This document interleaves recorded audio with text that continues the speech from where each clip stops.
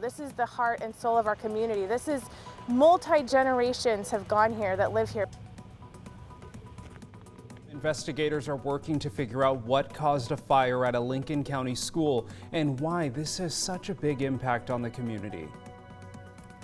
And I turned around and he pushed me and then I pushed him back.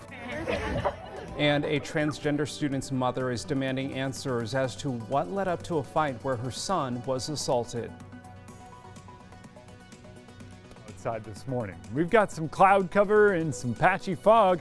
We'll talk what that means for the rest of the day.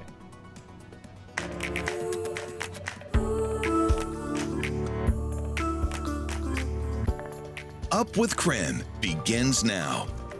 Good morning. Thanks so much for joining us here on Up with KREM. I'm Tim Pham. Happening today, a third dose of the Moderna vaccine is taking another step. The FDA meeting is happening right now. They are talking about a third dose of their COVID vaccine. However, the possible booster shot is already hitting a roadblock. The FDA says the latest data from Moderna does not meet the criteria needed for approval. It says mainly because Moderna's vaccine effectiveness remains strong, even 6 months after getting the shot. The FDA could have a decision within days. Then the CDC will weigh in. The FDA will meet again on Friday to talk about a booster for the Johnson & Johnson vaccine. Then on October 26th, it could decide whether to approve Pfizer's COVID vaccine for kids ages 5 to 11. We will have much more on this as it happens, and we'll bring you live updates on our show.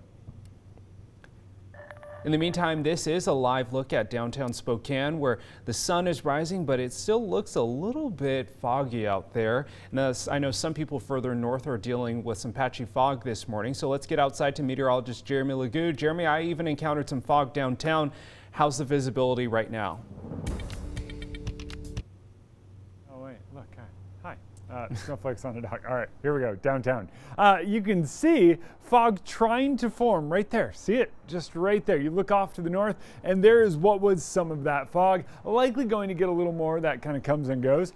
But here on the South Hill, I look up, not a cloud in the sky. Not a cloud in the sky out to the west and out to the east, other way around. East, not a cloud, west, a couple down to the south, not really any sort of cloud. So it really depends on where you are this morning as to what you see. But what we all experience, some cooler temperatures, 31 degrees for us here in town.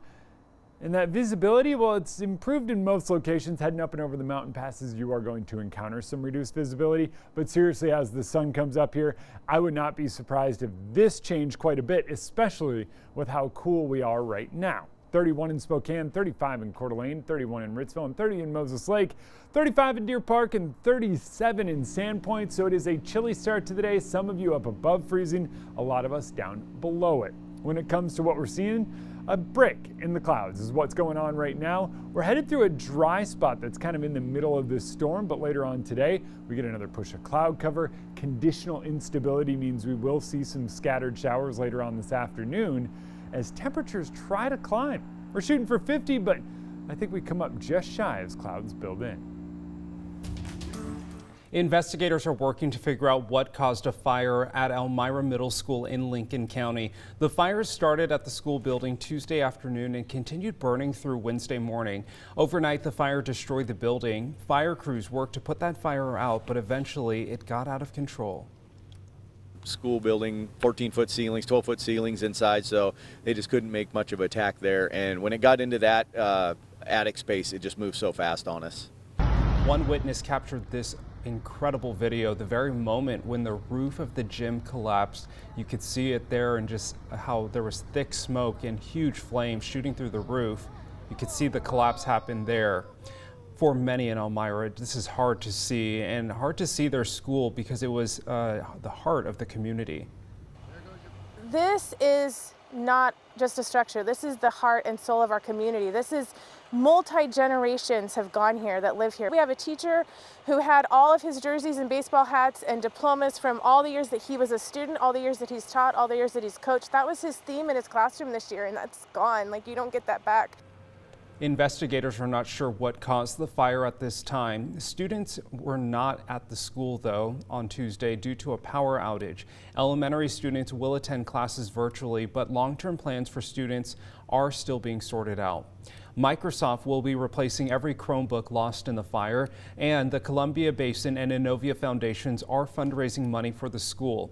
Really incredible. An anonymous gift of $30,000 was already donated to assist in the recovery efforts. If you would like to support the Elmira community, you can text the word HELP to the number 509-448-2000, and we will send a link right to your phone.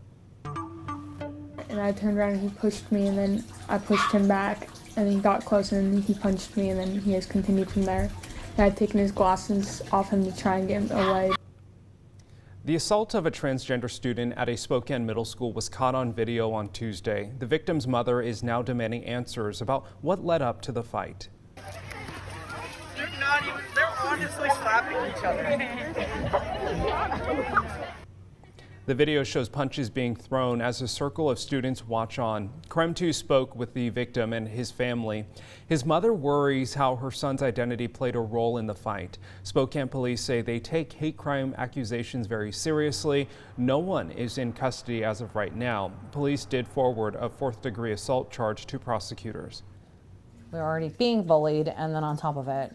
And the conversation that we have always had about these kind of issues is to walk away, not make yourself a target, not be, like, especially when you're alone and not with family, because we've, he's gone to the mall a few times, taken, wearing sweaters that are promoting, identity. And, I'm like, you need to be very careful. Like, this is not an issue that if your family's not there to protect you, you can just, be yourself without worrying about even adults, coming after you.